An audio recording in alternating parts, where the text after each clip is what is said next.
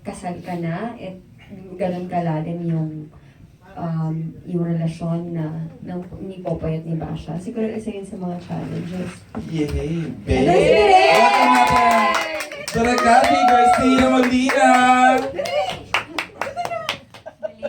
Happy birthday! Oo. Happy birthday! Belated happy birthday, Daragati, and congratulations lahat na nasa iyo. Ano ba yun? Walang love life. Hello. Ayan. Super sorry po. Grabe traffic po. Taragis. Iba na ibig sabihin ng traffic. Iba na ibig sabihin ng traffic. Ay, wala ako sa traffic na gano'n yun. Okay. Na-traffic si Hanap Direk. niyo nga ako. Ano ba naman yan, Alonzo? Direk, uso Direk, may yan. tao po. Oh my gosh. Direk, may ibang tao po. Tsaka may camera po. Ano ko ba akong takot ng puta? Biblip niyo naman yun. Direk, gusto mo nang magpasalamat with 325 million 6K and still counting and counting. Hindi enough yung salamat eh. Ano po, ilang araw na kaming ako. Kung hindi dasal ng dasal. Kasi ibang hirap yung pinagdaanan namin sa pelikulang to. More than you can imagine.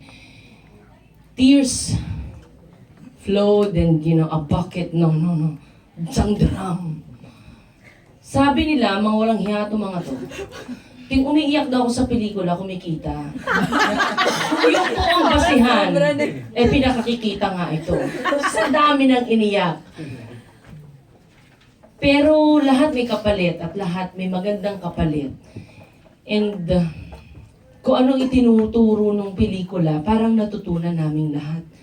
In our little ways, and hindi lahat about love life, talking about humility and everything, nadaanan namin. And thanks be to God, we were guided, and kung ano man ang natatamasang success ng pelikula, hello!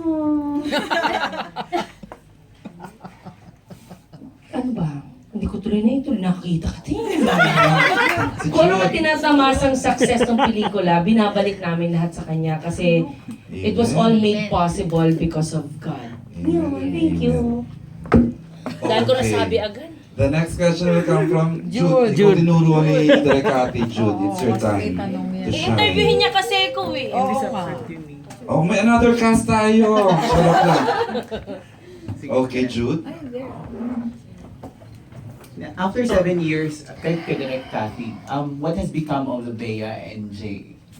Their sensibilities and their acting? Malayo. In fact, munti ko na silang hindi makilala.